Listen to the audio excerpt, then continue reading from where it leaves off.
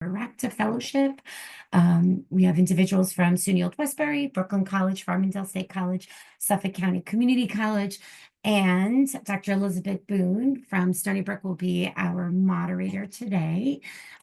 She is faculty within the Department of Chemistry here at Stony Brook, as well as the Associate Dean for Strategic Initiatives within the Graduate School. So I'm going to pass it over to Liz, who will, as I mentioned, moderate our panel today.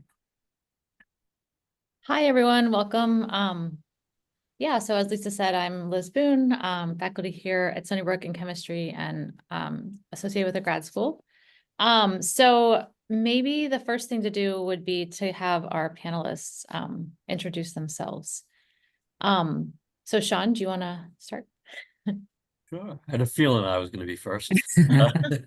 I'm Sean Tavalia, a professor of geology at Suffolk County Community College, also academic chair for physical sciences, and also a president of the Middle Management Union here at the college. So glad to be joining you here. And in my time here at the college, I've served on lots of hiring committees from faculty all the way up to the president. So hopefully I have a lot to offer you guys. Thanks. Anjana. Tell me if I'm pronouncing it wrong. Yeah, hi. This is Anjana Saxena, and thank you, Elizabeth and Lisa, for this invitation, and welcome all fellows and other participants. I'm currently the chair of biology department at Brooklyn College, part of the public university known as City University of New York. And we are recognized as a public liberal arts four-year college with Carnegie classification as M1 and R2. With more new updates are coming soon, which will lead us to the R1 status. So I have been chair relatively new in 2021, but I have been in appointment committee, chair of the search committee, and during my we recently hired a tenure track faculty. We are 13, right now 13 tenure track faculty and 2 lecturers, 4 CLT, and approximately 35 to 40 adjuncts depending upon the semester.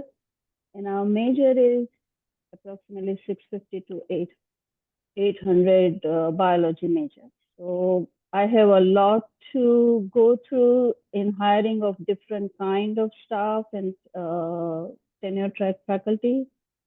And let's have a discussion on that. Thank you.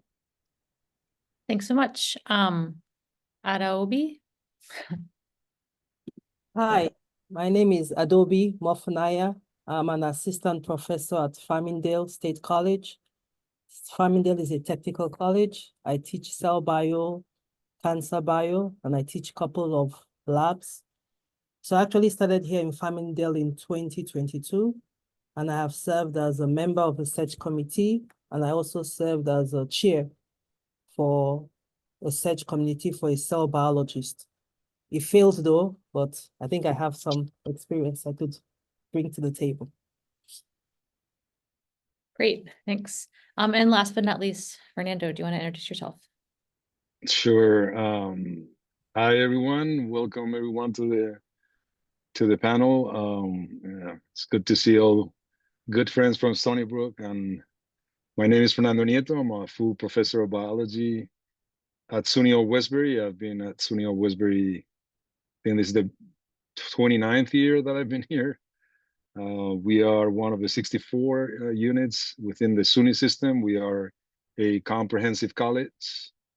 We are also, I think we are a minority serving and Hispanic serving institution. I am in the biology department. I am a microbial ecologist. I teach ecology, microbial ecology, and also an intro biolab 1 course currently. Of the 28 years that I've been here, going on to 29, I've been 11 of them. I've been chair of the department, and I've had participated on searches for the whole length of the 21st century now. At different times with different types of searches on content, different content areas. I think we, through our partnership with the RAGDA program, we were able to hire 3 of the scholars over the years. And so Gillian Nissen, William Gillis, and now Megan Ladinich Valenti is with us too. And I hope my experience is helpful to you all. I'm sure it will be. So we are going to get started by, I'll first ask our panelists some questions that were submitted by you, the attendees, when you registered. And then we will open it up for questions from you now here live. You can do that either by raising your hand or throwing a question in the chat. And I also have some additional questions I can ask if no one has any burning questions, but please do let us know what your questions are.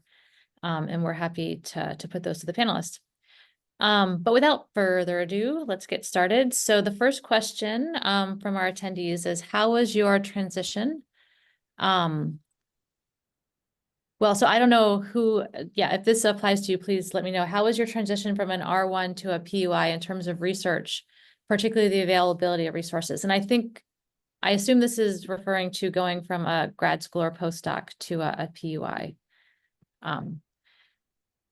If any of you have actually gone from R1 to PUI in terms of being faculty, that would be also useful. But I think that from your training to now. So yeah, so go ahead and get us started, Anjana. So yeah, I have graduated from India, so my PhD degree doesn't hold from any US institution, but I have been heavily invested in research, active, Columbia University, NYU Langone Medical School, where the teaching was minimal or just as a discussion, and it was purely on research position I was appointed. It was a huge transition from coming from NYU to PUI Brooklyn College, where though we are R2 research intense, but still there are limited resources. The number of postdocs were pretty much none, and our main workforce was PhD students and undergraduate researchers. It was a huge transition for me. So the question is how it felt like. That's the main, or you just want the experience? It says, well, I just want to know what the transition was like, but in particular, I think your experience given the availability of resources, presumably fewer resources. So basically, that's what you have to do it in a small size or small bite. Divide the bigger visionary project, or you may have in your mind for research, to make it a semester-long workforce that can implement and get some data. And over the few semesters, you will basically build the story and get the funding which you need. So that was the first step I did in dividing into how I can, knowing my workforce, who will be working with me to do the research and get the data needed for my tenure to get to the higher academic position. So that was the biggest change, and I learned pretty quickly within few months that I have to divide into small tasks and projects so that I can achieve research capability at the institute. Thanks. Does one of our other panelists want to chime in, or I can? I can add a little bit. Okay. Toby, if you want to go. All right, so I think mine was tough because from the R1s, you have more money, more resources, more funding. So now coming here, I had to kind of try and look for small grants that could help. I'm good at going on Google to look for free sample and get things done to make sure that the research is able to go on. So it wasn't easy, it's difficult, but it's doable. What do you mean by free samples on Google? There are companies that always giving free samples, like in Vitrogena is giving free samples for lipofectomy. So I made sure I order, and I got other faculties to also help me order, because you only allowed one sample per faculty. So I have enough now to last me for a couple of months. Yeah. That is good to know. Sean? Yeah, so similar to there'll be community colleges or teaching colleges, so there's very limited resources in terms of research available. But the interesting part about community colleges, when you're here, we do continue our research. So getting that funding is difficult, not impossible, but it's definitely difficult through grants and other resources. And I would say I'm a little I would say on one spectrum a little easier than most, because my R1 was Stony Brook University and I'm still highly involved in the geoscience department. So my resources are not too far. They're just 7 miles up the road. Good point. Fernando, did you want to add anything to that question? Pretty much the same experience. I went from graduated from CUNY. I did my research at City College. And I didn't go to a postdoc. I graduated and went directly to the position that I'm now. So this has been my only professional experience as a professor, and I think that you have to become very strategic in how you plan, how you invest your time and your energy and your efforts. We're not a community college, but we are teaching intensive too. And so the amount of time that you dedicate to research is very small. So you have to be strategic in how you use it. It is possible to get funding. I took a slightly different route that I first of all, I benefited from my mentors that were here at the time with funding, and I became collaborators with them. Because we are a Hispanic serving institution and minority serving institution, we had access to grants that were unique or target underrepresented minorities. And so I benefit greatly from that. And eventually I sort of was able to get my own research training grants and PI them. And so I've had relatively success in getting funding by being strategic and looking for funding too. Probably less of research, but research as it impacts the pedagogy and what we do with the students and the research training process and moving students through the watershed of STEM. Yeah, I have to say I can't complain. Well, that is good to hear. And you started to address the second question, so maybe we'll just start with you, and you can expand on that. So the second question that I have here is, what path did you take to get your academic job?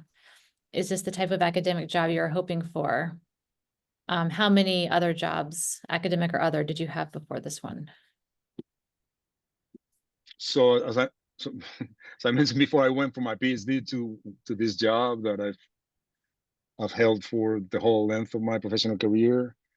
And I don't know that I'm the best example because it was a little bit serendipitous. I was looking for postdocs. My name was in a directory of PhD candidates in the state of New York.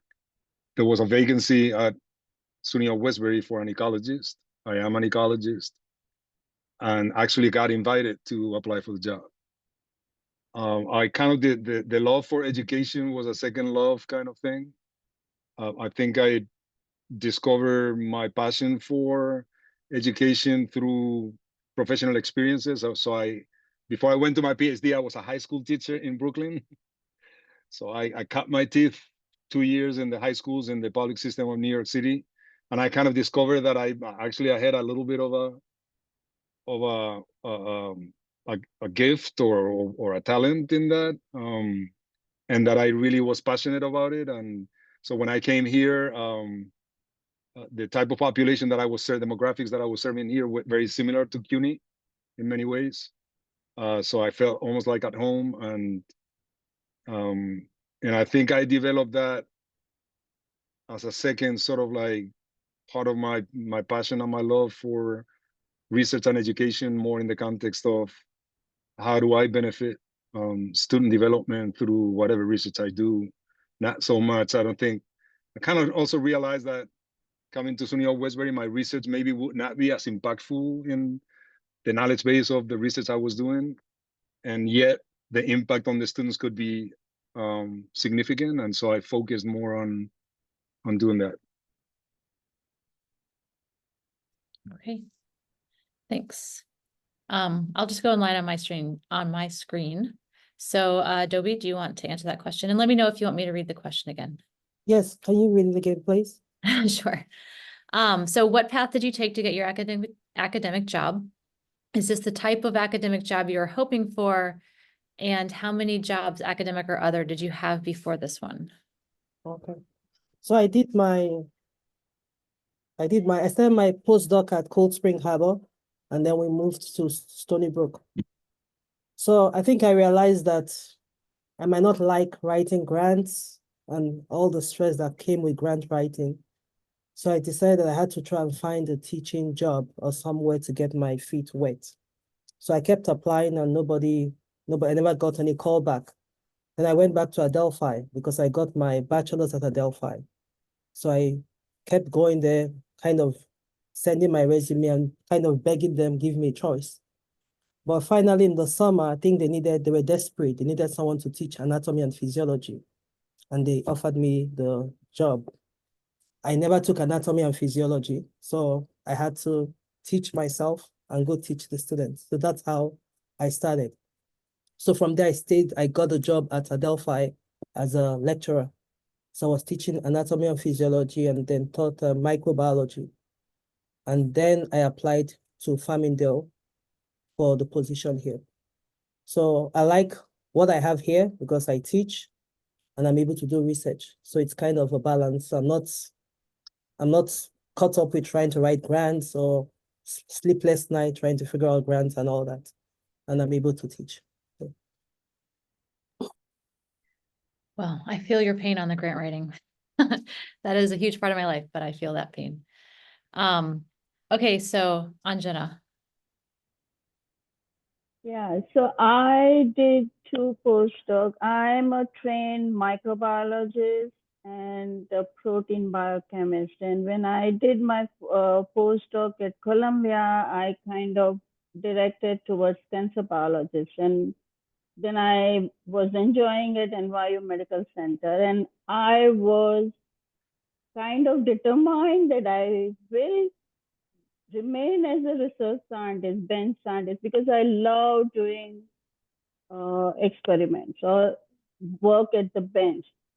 So teaching was not at all in my horizon. But as you know how funding is difficult, and as a postdoc, it will be always challenging because you are on somebody else's grant. So I said, okay, let me try and venture out and see what is out there. And wherever I try to apply, teaching was a component. So I said, okay, I don't want to teach anything. How can I escape from that? Then somebody suggested, my immediate mentor suggested, okay, why don't you try teaching some courses and see? And instead of giving me a biology course, they gave me a chemistry course, which was hard enough. But as Fernando also mentioned, sometimes you discover yourself when you try new things. Though I was a passionate researcher and teaching was exhausting while maintaining my research position, I learned something new about myself, that I like to get involved with the students, that interaction. And the passion in education was discovered. And then I started applying. So basically, when I transitioned from the research position to the faculty position, and this was my first independent faculty position, and since then I'm here at Brooklyn College. But I like the balance between the research and teaching. It's like you can consider that whatever you are learning, you are applying also, and you are preparing the new generation of students. So that connection I felt very interesting, and I don't have any regrets that why I moved to such a position. So yeah, that is my story. Yeah. Yeah, I think that's probably a really good lesson, right? To not have sort of predetermined without trying something that you definitely don't want to do a certain aspect of a job that otherwise might be a good fit. So cool. Okay, so Sean. So I started my life as a chemist, and I would say I got interested in teaching in my undergrad. Doesn't happen to everybody, but in my senior year of undergrad, I was asked to teach an instrumental analysis class, and absolutely realized that I love teaching. Before that, I thought I was going straight research, and I just loved just seeing students understand something for the first time, and that spark that they get. I thought that was wonderful. But that was my last year of college. So I couldn't really reverse course, so I left undergrad and started working in the environmental field as an analytical chemist. And if you've ever wondered, that is a interesting job that is not fulfilling in any way. But luckily at the same time, similar to Fernando, I had a call from somebody here at Suffolk that still knew I was around, and a position opened up here at the college for a lab tech. So I applied and I got a lab tech job, and I was running the chemistry labs here. And once I started doing that, I was right back to teaching again. Obviously not as a professor at that moment, but I was in the classroom helping students, and it really, reminded me of that feeling and wanting to go forward. So I went as a part-timer back to Stony Brook and got my graduate degree in geology. And when the time was right and the position became available, I was lucky enough to be here at the right time, in the right place, and landed probably what I would say is my dream job. And as a result, I get to teach, I get to do research when I want. And it's been happily ever after since then. That's great. That's interesting. Charmed life up to this point. Yeah, you guys have a pretty varied path to these positions, which is really cool to hear about. I was more the bam, bam, bam, undergrad, straight to grad, straight to postdoc, straight to PhD. So that's really cool to hear about all the alternative paths that one could take to these jobs. Okay, so the next question from our audience is, could you provide some guidance on the possibilities of becoming a faculty member in a U.S. academic institution? So we'll start with you, Sean. Sure. So the first part of guidance is don't give up.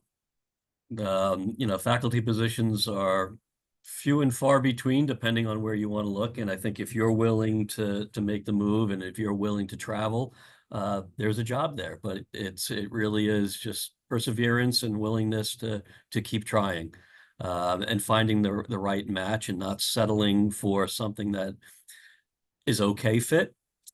Find the match that's right for you and just keep going after it. Yeah, persistence is always a great lesson for everyone and everything they do. Okay, so then back down the line. So I think, yeah, Anjana. Yeah, hi. I was just checking earlier today the US Bureau of Labor Statistics, and it has been predicted that in 2033, there will be 10% higher jobs available in STEM fields. And then I was kind of going through the details, and is it the scientist jobs also are growing or not? And there are, and especially in the STEM, biology, technology, data scientists, all these jobs are going to be available. So my first advice is know your passion, reflect on what you want to achieve, and then look what are the institutions and know where you would like to know your audience, basically.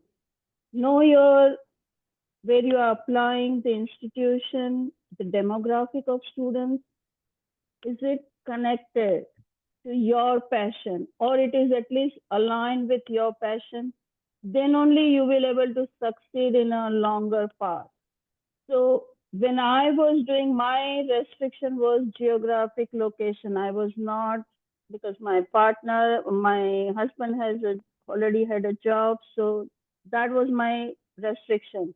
But then I strategically look for where I will feel myself growing. And then I learned about the institution. I learned about the colleagues before going for the job. Prepare your, if it is a teaching research phase, prepare your teaching brochure. You prepare that portfolio. Even if you have done simple undergraduate training or supervising somebody in your lab, that is also kind of educating somebody.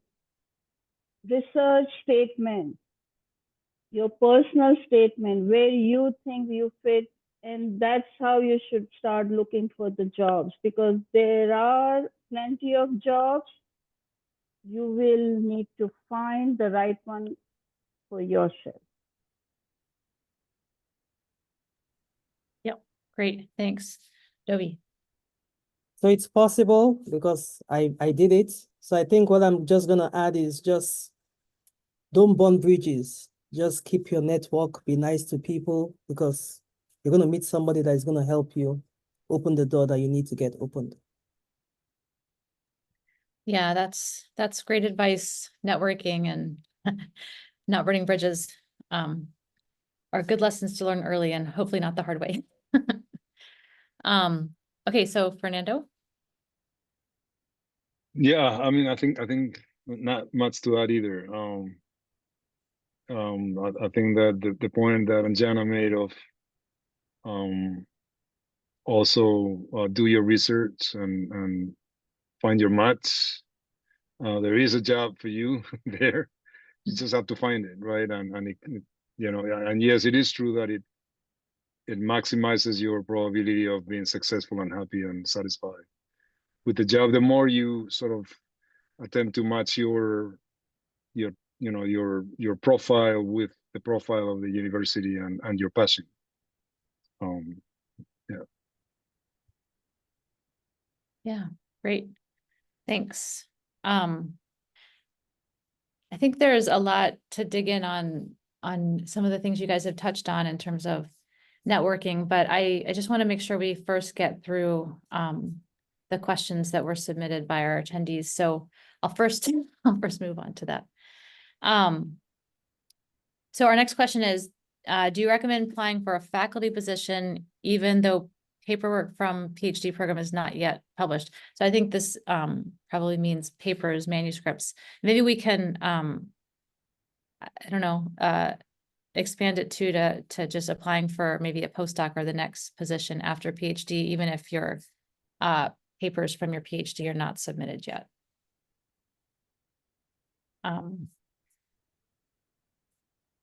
Adobe, we'll start in the middle this time. Okay.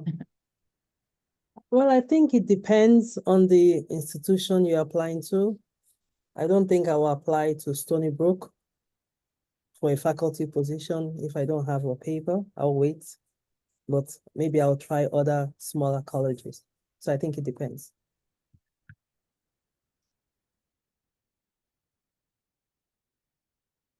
Oh, sorry, I was muted. Anjana? Yeah. So I would recommend, Adobe just say correctly, know your institution. So if you are applying, if you are applying to an R1 institution, most likely they will see that you have a grant or some sort of a small external funding or some sort of a grant writing experience that you will able to lead an independent. If you are applying to a research come teaching position, then definitely they need that you will able to conduct independent research, and that needs a writing statement or a writing component, and that is the best way to present yourself is the manuscript that is published, peer reviewed and published. If you mention submitted, most likely you will not be selected in the main pool. I would suggest, even if you have submitted and you have some or under revision, and if you have reviewers' comments, mention that very clearly that this is the time frame it is getting published, or there is a chance of getting published. So by the time you reach the interview process, probably it is published and they may consider. If you are applying for a teaching savvy, maybe having said that submitted or a proof of submit or a whole manuscript submitted along with your application may be considered as a writing component, and it will be taken as a favorable as compared to those who have not submitted any manuscript. So it depends upon the institute and what kind of work you are planning to do as a research savvy or teaching or a balance. That will decide.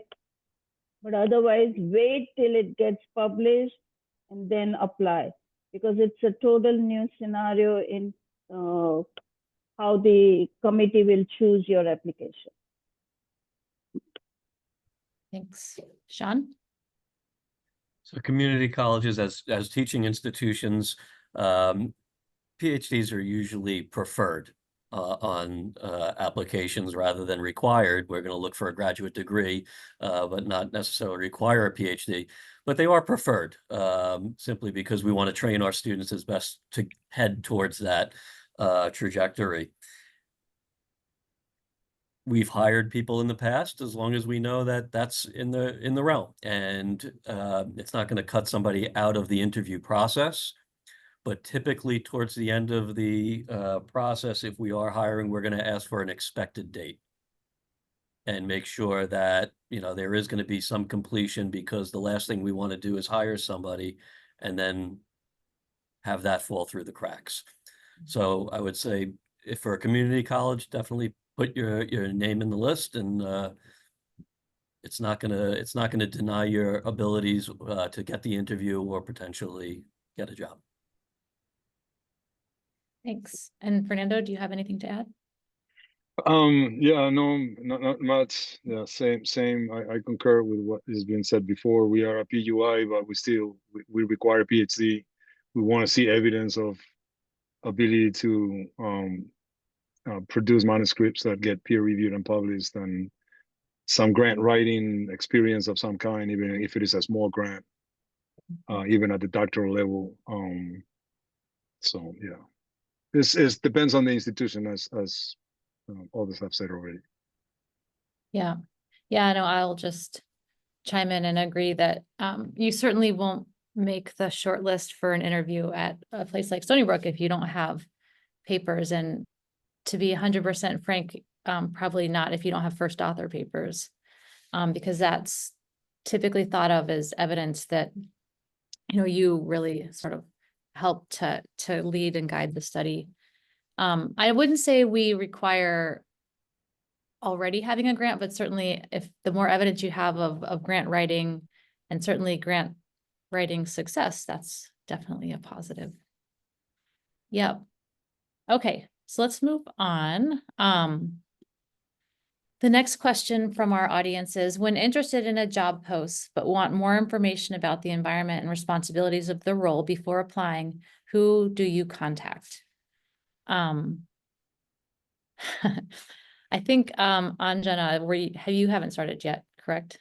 I need to take better notes. Sure. I don't remember, but I can take there are limitations in because I have been a search committee chair, and how much we can share to the candidate, and it has to be uniform, it should be equitable, and all those rules and regulations do apply. So the best approach is to reach out to the chair of the committee who send you the invitation. Sometimes it comes from the HR, but most of the time the invitation for the faculty position comes from the chair of the committee. And you can always ask about resources or any other information about the college or about the institution you might need. However, most of the time, I know because I have done so the same way, you provide basically the website information or direct the candidate to the HR, human resources.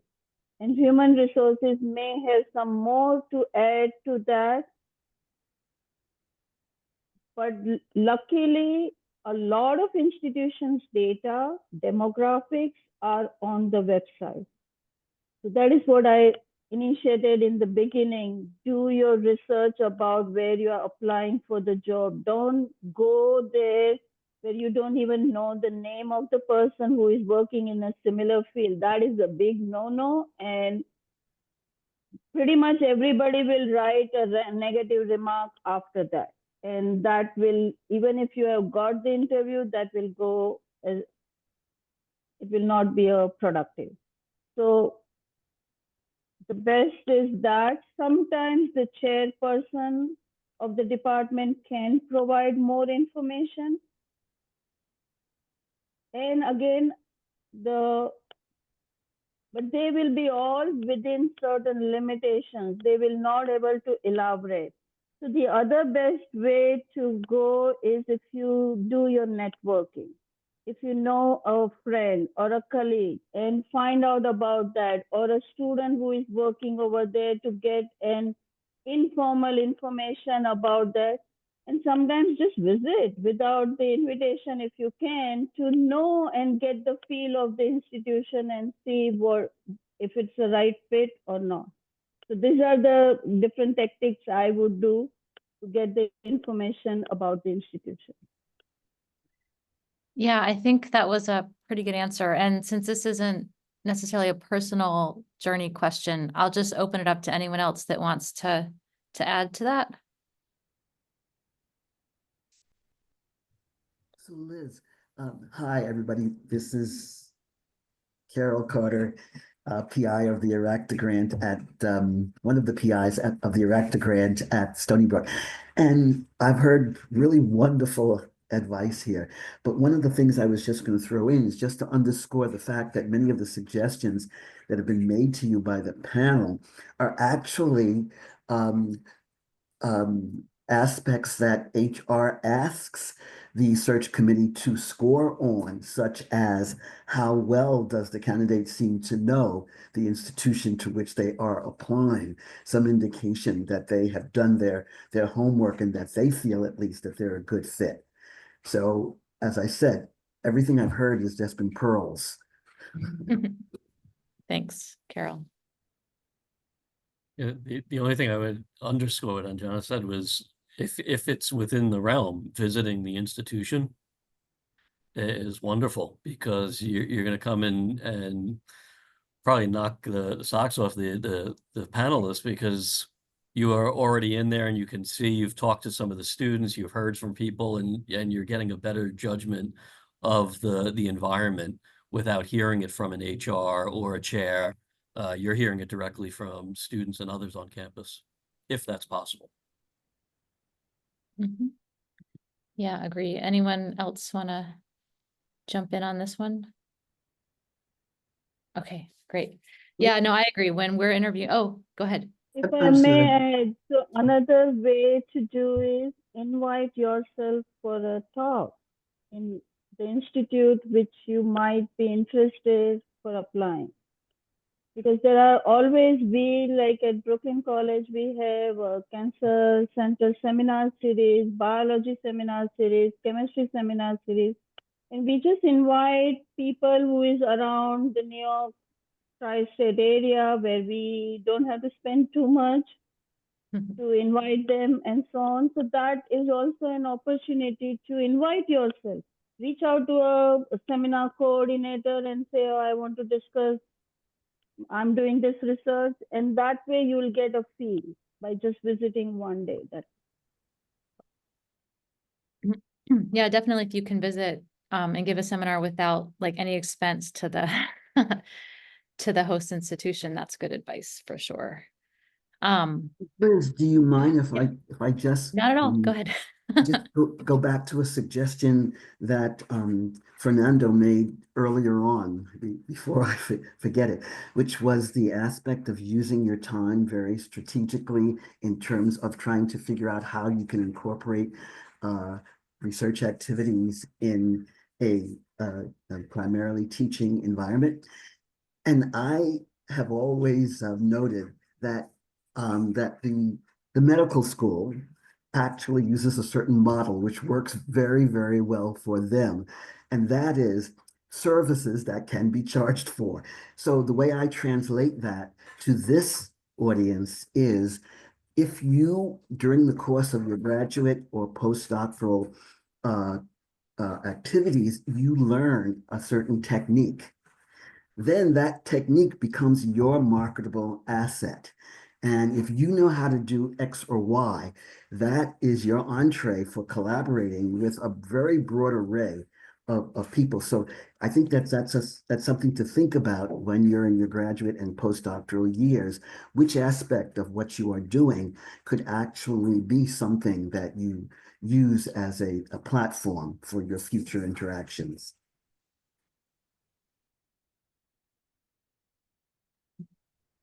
Yes, very good advice. Thanks, Carol. Please jump in whenever, whenever you like. Okay, so I think there's still a few more questions that were pre-submitted, so we'll continue with those and then see what other questions we have.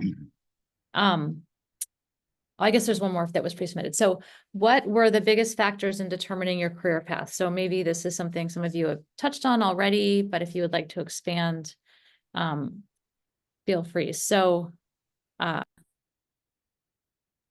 yeah, Sean, do you wanna, is there anything else you want to add? I know you've touched on this already. Make sure you're chasing the right thing, right? Chase what you want to do, what makes you happy, not a title, not a rank, not a. You can get to any institution you want, and it could be the dream institution, but it could make your life miserable. The reality is, if you're doing what you like doing, you're always going to love your job. And I think that's really the key aspect. I know a lot of students that I deal with are always starting that career path with, well, this is the salary for somebody in this position. And that's really not what, guides your success. Yes, salary is definitely important. But if you make that salary, you have no outside life, you have no ability to do the things that you love, it's not going to be fun. And you really want to have a position that, is going to allow you to not only, make a living, but also, have that fun part so that you enjoy what you do. Because if you don't enjoy what you do, your students will know it, your colleagues will know it, and it makes work much more difficult. Yep, agree. Go ahead. So, as a full professor, I wouldn't say I have a very good outside life of my work. There is a lot of exhaustion, teaching, administration, research. However, I like the idea, embrace what you have and enjoy and reflect more often. Are you, what Sean said is exactly right. Are you chasing the right dream? Or make it happen where you are, what you love, what you are passionate about, and enjoy what you do. Otherwise, it's not going to last. Wherever you are there, with money or without money, happiness has to be part of life. When I did, I understand first of all, you are on a soft money when you are a postdoc. Grant writing is painstaking, and in cancer research, it's 5 percentile, 1 percentile grants are getting funded. It is very difficult to get big grants. So basically, you ask yourself, what is that you are good at, marketable value, and what you can achieve within the environment you serve.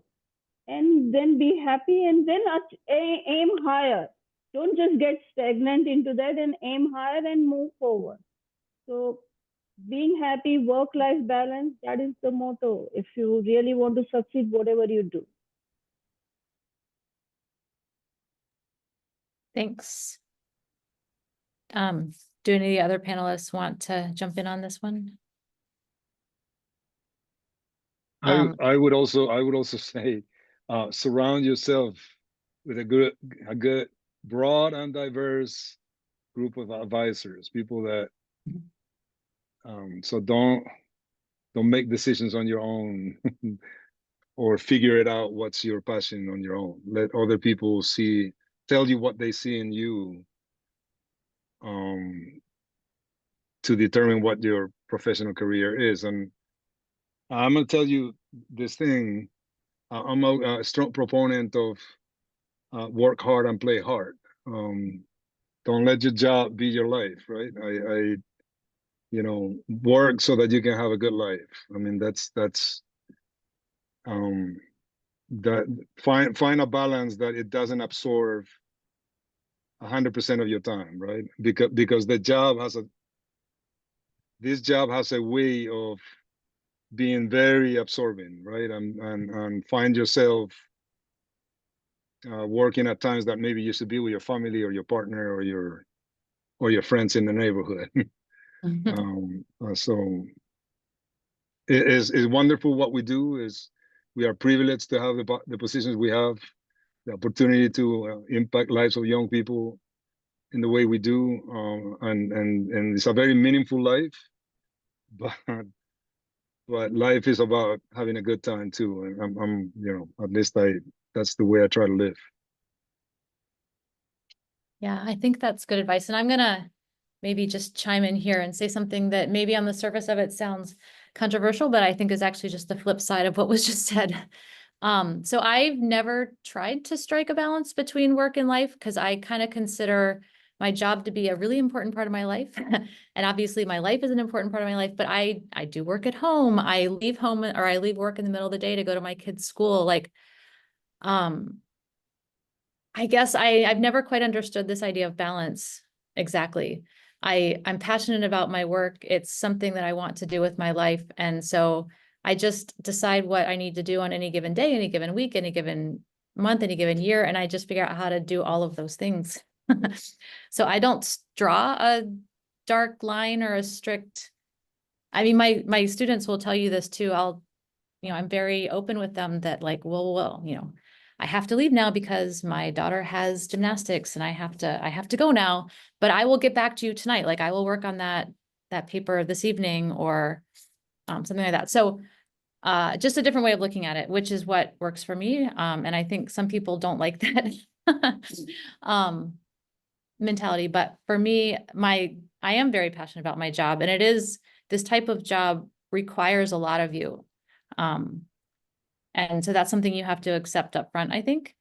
But, again, if it's something that you love doing, and you're willing to be flexible about how all of your responsibilities get done, I don't want another job. I love this job. So, so making it an important part of my life is also, I guess, part of how I figure out that life balance thing. I think that's the general theme of academics, right? It's flexibility. It's a blessing and a curse. Mhm. And you got to find what that means. Yeah. Okay. So we did get a question in the chat that I want to ask. So one of our audience members wants to know if any of you have served as moderators for a student organization. I assume that means at your current institution. And what are your responsibilities in that position? So I will go back to Adobe if anyone just wants to chime in, I guess, because maybe you don't have this experience. If no one else chimes in, I can certainly, but let's let the panel chime in if they would they like. Yes, go ahead. So I'm not directly a student coordinator or something, but I do participate in, say, pre-medical club event, and I go there and suggest what are the research possibilities, how to do that. We have mentoring program we go to. We have career center where we just go to when the freshman comes in and we just present ourselves, okay, what is our department doing and those kind of things. But otherwise, I'm not a member of any students club per se. Is there anyone else? Yeah, so at Suffolk, I run our NSF STEM program, which we call iSuccess, which is a college-wide program. So we're often running too many programs probably, but they're all great programs where we do lots of student panels, where we invite former students from Suffolk that are now at other institutions to talk about what their transition was like moving from a community college to R1s and other colleges.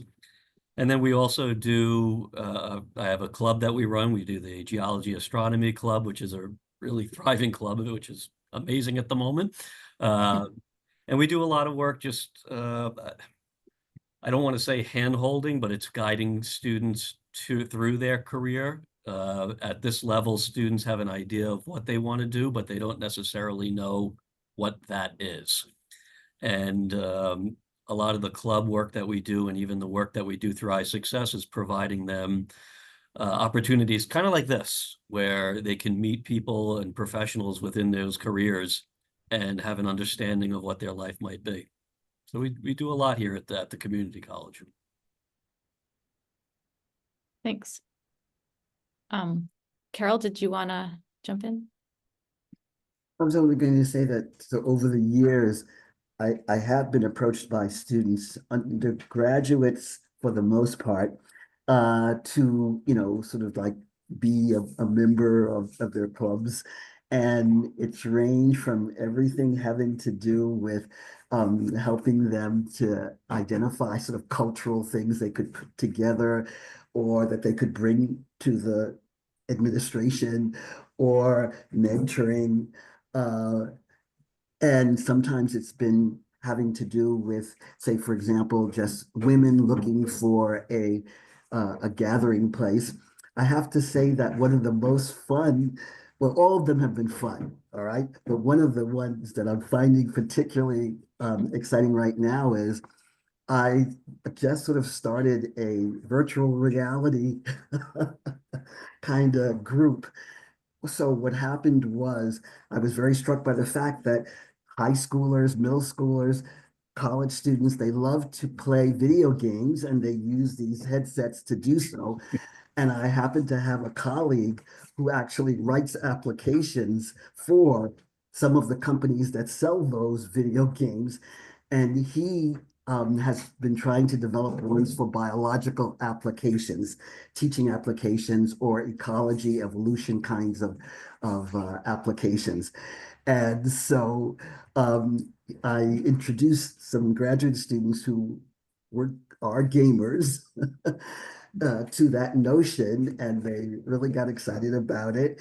And then we approached the university's Center for Education Excellence in Teaching and Learning, and they, to my surprise, actually have a virtual reality staff who would love to popularize that notion as part of undergraduate teaching. And so the graduate students now are sort of the role models for doing that.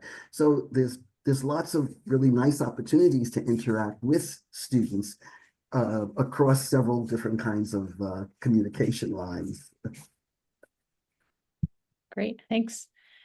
I just want to remind everyone one more time that if you'd like to ask questions, please put them in the chat, or I can't see everyone's hand, but I know there are moderators on here that are looking out for that.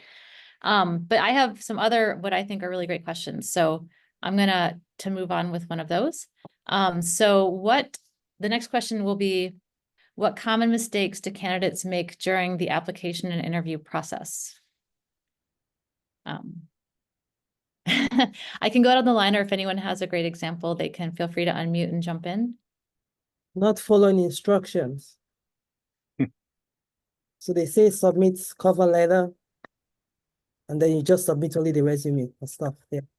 Following instructions, very important. Yeah, agree. I was also going to say making negative assumptions about the student population. Mm. Yeah, yeah, you don't want to insult the place you're applying for a job from. Very good. Anyone else? Being honest, so we talked about doing your research, being uninformed about Yep. the student population, the faculty in your department, what the specialties are. And making remarks about their current co-workers that are not in a good light. Yes, absolutely. I also would want not to exaggerate what you have. Like we had a couple of candidates who said they had RO1. Everybody's going to go and check. Have you submitted or it's in bioarchive or something? People are going to check what is the product is. The names are, so those kind of, if it is even in CV, if it's a simple mistake, do proofread and make sure that that is the right order of the authors. What you have, what you reported is actually is there. And sometimes when the candidate comes, not knowing about the institute and all that, or that is one part, but there are multiple layers of interview process where there is a meeting with different committee members, chalk talk. Simplify. Don't give the whole CV again to the same committee during the chalk talk. Simplify what is your vision about your as an independent scientist in that institute and so on. So that way they will able to connect. They don't see that, oh, I heard the same research talk 6 times in the day. Make it separate and answer it specifically with the kind of committee you are meeting and so on. Yeah, no, I agree. I agree with all that. Definitely, yeah, don't exaggerate or lie about people will absolutely check. And just throwing it out there, since this question has been touched on a couple times so far. If you do have a first author paper that has been submitted, and your current PI is okay with you submitting it to something like bioarchives, that's that didn't used to exist, but it's a way of well, there's lots we could talk about there, but it's a way of it being very, very clear that your paper really was submitted to a peer-reviewed journal, right? Because you're not going to throw something on bioarchives that's not ready. And so that's another way of sort of getting around the potential problem of not having your papers like already through peer review and print, is to have them on something like bioarchives. So just a thought. Anyone else want to jump in on biggest mistakes? Go ahead, Sean. If you're sending to multiple schools, make sure you change the names in your letters. Yes, absolutely. And it's not really under your control to some extent, but I have also read reference letters from applicants' former mentors that also use the name of the wrong school. So maybe a helpful reminder to the people writing you letters that yeah, to double check those things. But that's a really good point. Yep. And I've also gotten emails, for example, that are Mr. Boone and things like that. So, you want to know who you're writing to.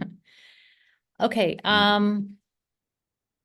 So we touched a little bit on networking a few times, but I wanted to ask the more sort of formal question. What role do informal meetings and networking play during the interview process? So if any of our panelists have something to share, please chime in.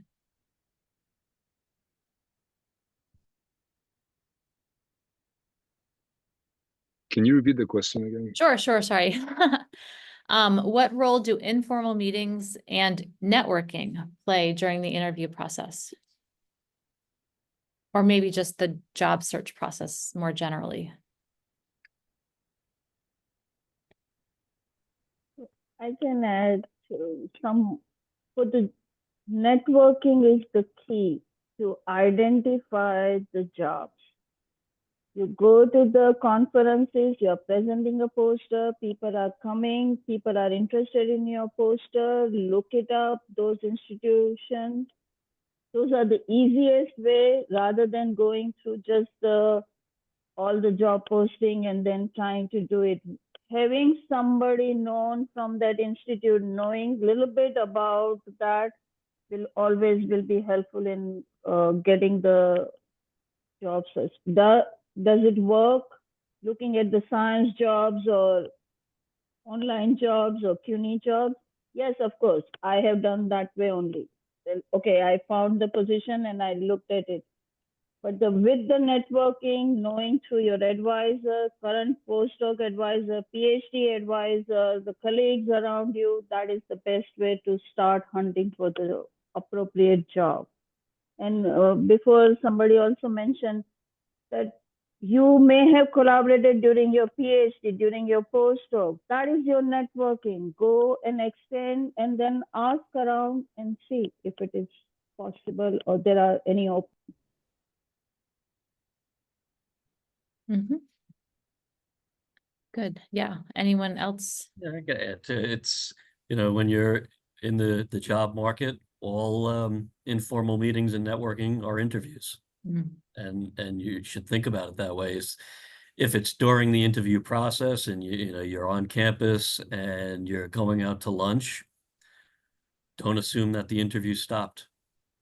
Mhm. Right? That's all part of the interview, and we're going to see, how are you going to react with other colleagues at the institution, and I'm not, that's don't let your guard down and say the wrong things. Absolutely. Yeah, those dinner meetings, even though everyone's drinking wine, doesn't mean you're not still being evaluated. Absolutely. And to that some is definitely should be in the not to do list. yeah, You have to be very careful what you say during dinner meeting. yeah. Hmm. And I would say, although having been on many committees, we always have our candidates go out to lunch with students, and we never ask the students specifically for feedback, but I would still just assume that, anything, anything you talk about with any member on campus, it's, it could be part of the interview process because students might share. I don't think the faculty on the committee will probably ask necessarily because they do want the students to feel like they can be honest in interacting with the candidate, but I would just also caution against letting your guard down too far, even if you're not interacting with faculty. We in fact ask You do everybody ask. who goes for lunch. It's up to us what we take and what we don't take, or students bias or something, but we do ask and collect everybody who participated during the talk or lunch to provide what is their feeling. And the way they write, I mean, they have to provide some evidence if they are really negative about somebody. But we do ask. So there you go. It's all an interview. And certainly when you're on the market, if you go to conferences, you need to develop your sort of 1, 3, 5+ minute way to introduce yourself and what you're looking for and what you're interested in. That would be other advice. Okay. All right. So I'm gonna move on to some other questions.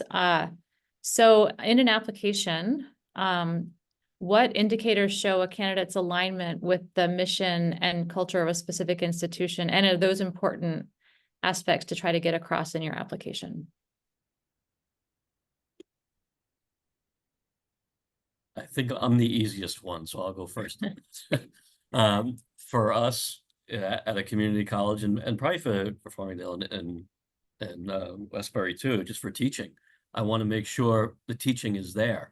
When we have CVs that come in and there is no evidence of teaching and a cover letter that's talking about continuing the research in particle physics, it's not a good fit for the institution. It shows that you didn't do the research, and it's a blind application process at that point, right? So I'd want to see that the items in your CV are showing that you have experience in what we are providing our students.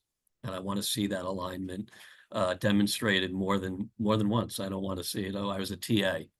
TAs are great, but I want to see how else are you doing that in other, you might not have full teaching, but were you a TA? Were you conducting workshops? Were you showing other areas where that teaching is a bigger part of your life?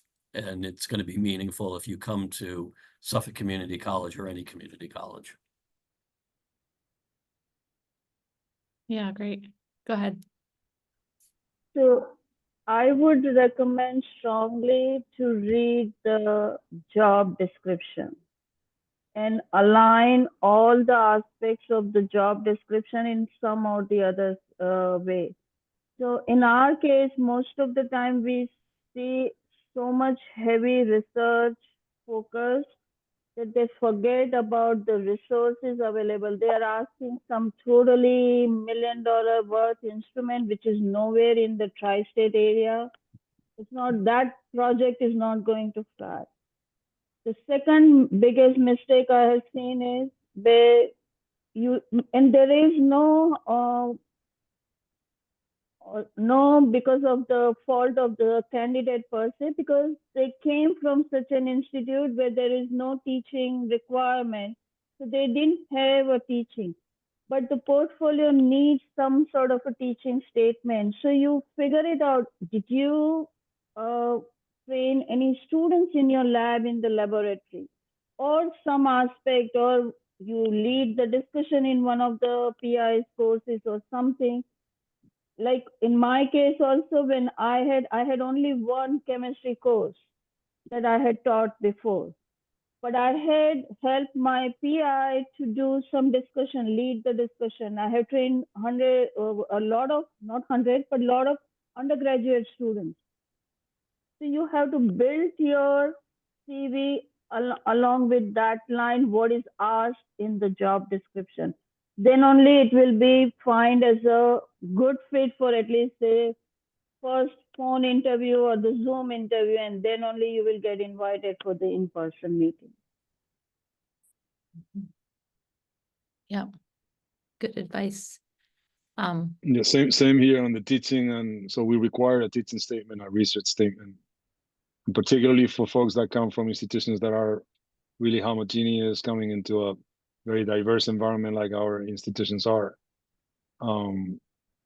Demonstrating that cultural sensitivity and that understanding of what inclusive teaching is about is super important for us. And in the research too, right? The research tends to be in a PUI, at least in my opinion, cannot be the traditional. So your model cannot be solely the traditional apprenticeship model, right? It has to be something that understands the demographics that you're teaching and makes it and broadens the opportunities, that you demonstrate that you have a plan to broaden opportunity. Yeah, I agree. We require a DEI statement now in my department, but it's more impressive to me when those aspects of sort of cultural awareness and sensitivity are worked in to the teaching and the research statement as well.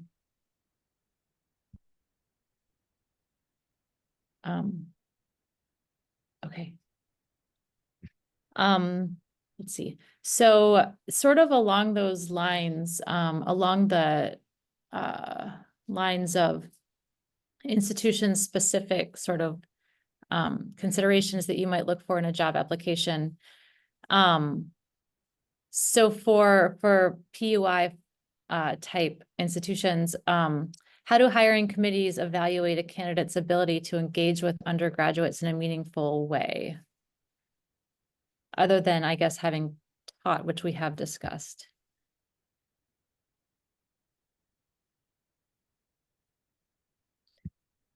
I suppose Anjana, you already said if you've worked with students, like mentoring students in the laboratory, that would be something to highlight. Yeah. Are there any other examples? I mean, pedagogical approaches, right? We do sort of like, because we are teaching is the bread and butter of what we do. And we are sensitive to this inclusive and innovative methodologies that are used, right? So making sure that your pedagogical approach is an inclusive pedagogical approach that is, student-centered, that has components of active learning in it, that has components of some of the high impact practices that are well known in the literature to affect inclusive excellence, right? Which is what we aim to. Also, you can kind of predict or include your uniqueness. That if I am joining this, you don't have this kind of current technology dependent courses or current which are very hot topic, but you don't have a course related to that, and I have an expertise in that, so I can teach or I can create one elective course or something. That sort of a part also shows that you are thinking in the line of how to teach, even though you don't have the experience. But most of the researchers they know how to give a research talk. Mhm. They have to just align a little bit to get to the teaching mode. But that can be highlighted because we have several candidates who were excellent, didn't have any teaching, but they were selected in the pool because they presented themselves that way. And then we could sense that they could teach, but they have to just be in that mode, teaching mode rather than a research mode. Yeah, and I was going to say similar things. It's, make sure your actions match what you're writing, right? You can't just throw down pedagogical terms and all the, the nuances that, and then come in and not demonstrate any of it. Especially when you're doing, if you're doing a teaching demo, if that's part of the interview process, remember it's a teaching demo, not a demonstration of what you know. And I've seen a lot of people go the wrong way where it's, I want to show you how smart I am. And yeah, you're very intelligent, but you also showed me that you can't reach our students. So I want to see those uses of all of that, that active learning right there. And not even in the teaching interview.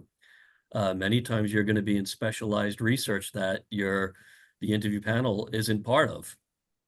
Start teaching at moment one.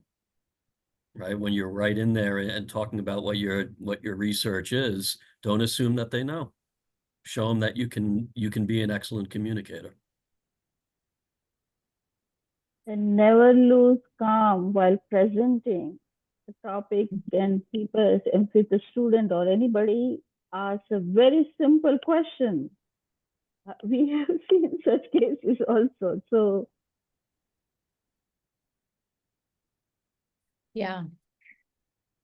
Yeah, that's good advice. I used to get super nervous at the question answer period, but that's a big part of giving any talk and certainly in an interview. Yep. Keep calm. You can ask for clarification.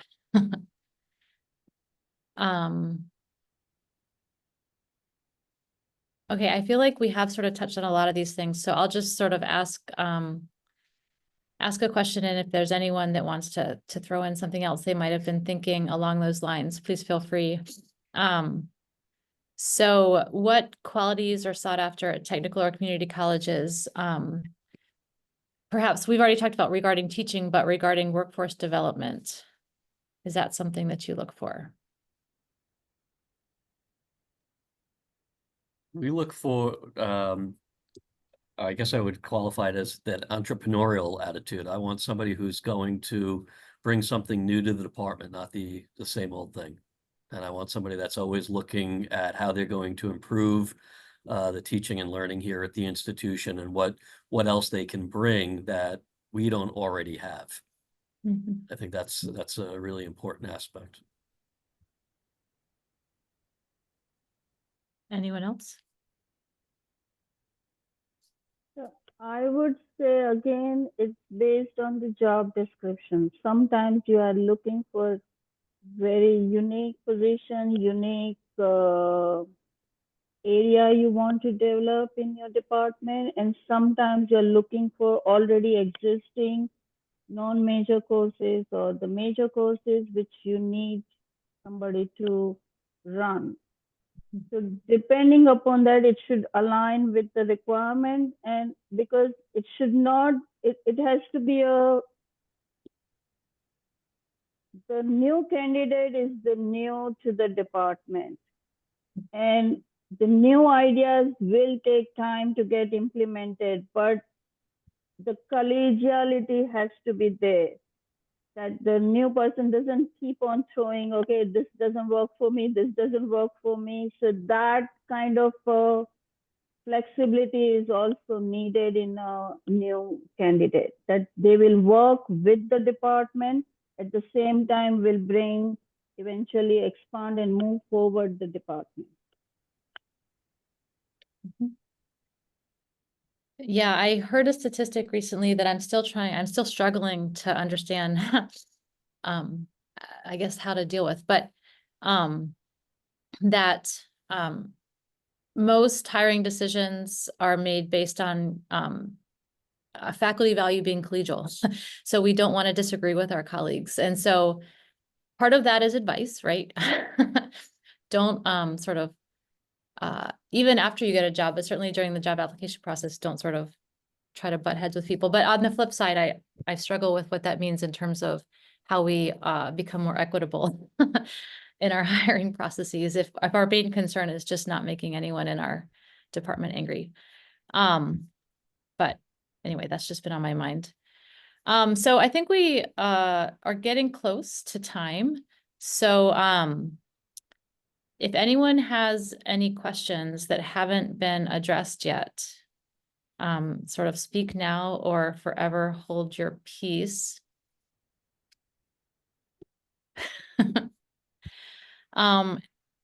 Okay, I don't see anyone jumping in. So the last question, and I know that you've already given lots of advice, but we'll just go around the circle again, but what is one piece of advice that each of you would give to these postdocs on the call that are applying for their first faculty position? So I guess Adobe, do you want to jump in on that one? Yeah, I could do that. Well, I think I'll say know yourself, know what you want. You're not competing with anybody else, you're just competing with yourself. So I think just do you and find what works for you. Great, thanks. Fernando? Yeah, same. I mean, while it's important to know about the institution and the department that you're going in, understand who you are, and understand your value. And if you don't find what you want, don't settle, right? Continue seeking. I mean, if the circumstances permit, right? Just keep looking for the job that you feel that is going to sort of allow you to develop all the stuff that you have that is good, right, and valuable. Mm-hmm. And jobs aren't permanent. So even if you do have to take a job, you can always look for a new one. Yeah. Sean? If it's possible, work with your peers, work with your faculty, and see if you can set up a mock interview. Mock interviews are great because it allows you to not only practice what you want to say, but explore which areas you need to work on a little bit in terms of your responses. And it gives, things you might not have thought of. People will ask you, and you want to be able to respond in a way that, gives people faith in you. Yep, good advice. And Anjana? Yeah, I would say do the research, make up your SMART goals for 5 years from now, where you want to see yourself, and then work through it. And it's not the last job, it's your first job. You can always change. not your first manuscript. You will be writing many more manuscripts. So it is never a perfect. Every experience, I think you will grow and you will learn something from it. So move and but reflect more often what you want in your life rather than just chasing something. Yes, financial need, everybody needs that, but you have to reflect more. That's it. Okay. Well, thank you so much. I just want to, I guess, be the first to thank all of our panelists. This was a really fun discussion. It went by really quick for me, at least. Hopefully that was true for everyone else as well. And I want to thank everyone else that's here, all of our scholars that are here listening in, and hopefully you learned something. And if not, I'm sure that all of us, I certainly will include myself in that list, would be happy to answer emails if you have additional questions you didn't want to ask here, or if maybe something occurs to you later you want to ask, please feel free to reach out. You can find all of us, I'm sure, at our institutional web pages. And also thanks to the CIE for inviting me to do this. And I'm going to turn it back to Lisa now for, I suppose, an official wrap up. Thank you so much. Karen, I saw you turn on your camera. I don't know if you wanted to add anything at the moment. Nope, you're good. Okay. Thank you so much. And I cannot thank you all once again. I think we've said it a million times, but we truly appreciate all the time you've taken today. You know, you're all extremely busy. You're all faculty. I think you're all almost doing research or some sort of research and working with students and mentoring, and you took the time out of your day to meet with our scholars here at Stony Brook. So thank you again. As we mentioned in the beginning, this is part of our Faculty Career Path series coming this spring, and we are sharing our screen, so hopefully you'll see it. We will be having a bunch of other a bunch of other workshops that will be coming. We do not have the dates yet, but we will have them by the new year. As you can see, we do a whole series on preparing your application packet. We will have a CV and cover letters. We do that hybrid because it's great to be able to bring it and have people review it in person. As you can see, we'll do one on teaching statements, diversity statements, and research statements. But before we get there, we will start out with a faculty job market 101, where we introduce how to read a job posting, following the application timeline, how to utilize Interfolio, how to pick reviewers, and so forth. So please look forward to all of those sessions that we'll be hosting in the spring. If you do need additional information, you know how to reach us. You could send me an email, especially if you're looking for the contacts of our amazing panelists. We can share that information with you. Otherwise, thank you so much and have a great day, everyone. Thank you. Hi, thanks.